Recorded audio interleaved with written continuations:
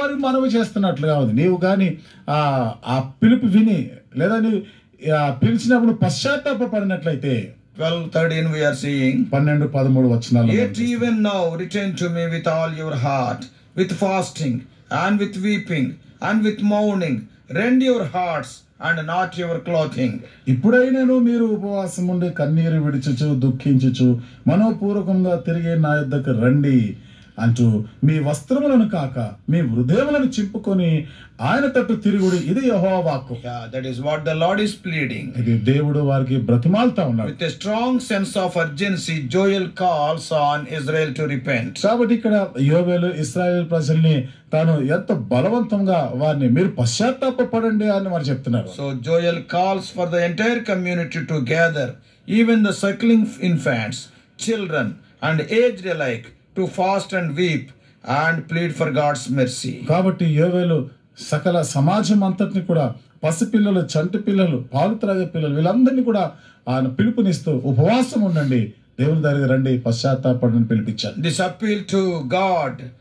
appeal to God is accompanied by a reminder to God that Israel is God's heritage. He is telling, "Oh Lord, Israel is your heritage." ఇక్కడికి వచ్చి దేవుని బ్రతిమాలుట వలన మళ్ళా దేవుడికి ఏమని జ్ఞాపకం చేస్తున్నారు. In chapter 2, శుభవార్త ఏమిటంటే 2వ అధ్యాయంలో ఆ తర్వాత మనం చూస్తాం. and also in 3rd chapter 17-21, 3వ అధ్యాయము 17 నుండి 21 వచనాల్లో మనం he చదివితే had the vision of restoration. సమకూర్చబడే దాని గురించిన దర్శనం అతనికి. Not only that, అంతేకాకుండా yeah, the vision of restoration matches and surpasses the vision of devastation.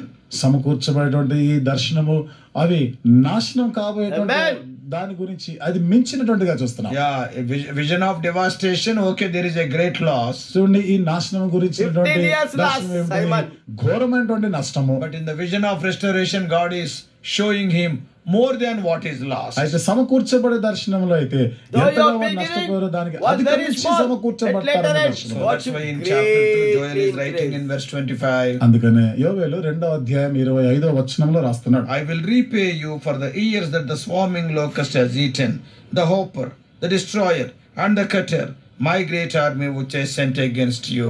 మీరు కడుపారా తిని తృప్తి పొంది మీ కొరకు వింత కార్యములను జరిగించిన మీ దేవుడైన యెహోవా నామమును స్తుతించినట్లు నేను పంపిన మిడతలను, గొంగలి పురుగులను, పసరు పురుగులను, చీడ పురుగులను అను నా మహాసైన్యం తినివేసిన సంవత్సరముల పంటను మీకు మరలా.